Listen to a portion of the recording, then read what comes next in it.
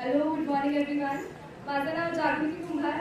मी आता 4th इयरमध्ये आहे computer engineering in Bharati Vidyapeeth college. So आता मी माझा एक एक्सपिरियन्स सांगते. 3rd इयरमध्ये आम्हाला कंपल्सरी होतं की इंटर्नशिप करायची असते. सो सगळ्यांना टेन्शन येतं कसं करायचं, कुठून करायचं, काय करायचं, कुठून भेटेल, कशी भेटेल, काही समजत नव्हतं. तर मग जसं डेली आपण रोज ध्यान करत होतो तसं ध्यानात मी बसली होती आणि मी परत देखील मी श्रीमाताजींना प्रार्थना केली होती की श्रीमाताजी आता इंटर्नशिप करायची आहे, पण कशी भेटेल, कुठून भेटेल, कसं काय होईल, मला काहीच समजत नाही आहे. जे काही आहे तुम्हीच करिता आहात, तुम्हीच सगळं काही आमच्याकडून करून घ्या, मला जे योग्य असेल ते मला भेटू देत, अशी मी प्रेयर केली होती. त्यानंतर काही दिवसांनी इंटर्नशिपसाठी वेगवेगळ्या ऑपॉर्च्युनिटीज यायच्या. लाईक ऑलमोस्ट सगळ्यांना पुण्यामध्ये इकडे इंटर्नशिप भेटली, तिकडे इंटर्नशिप भेटली, असं होत होतं. मग एक अपॉर्च्युनिटी आली होती कॉलेजमध्ये, खूप अशी वेगळी युनिक अपॉर्च्युनिटी होती. IIT Roorkee, that is in Uttarakhand.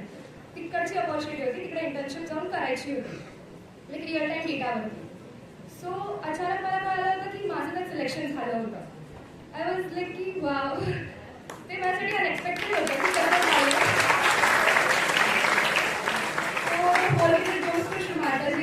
त्याच्यामुळे सगळं काही झालंय. त्याच्यानंतर मी घरी जाऊन पहिल्यांदा श्रीमाताजींना प्रेयर केली होती की थँक्यू सो मच, सगळं जे काय झालं ते सगळं श्रीमाताजींच्या कृपेमुळे झालं.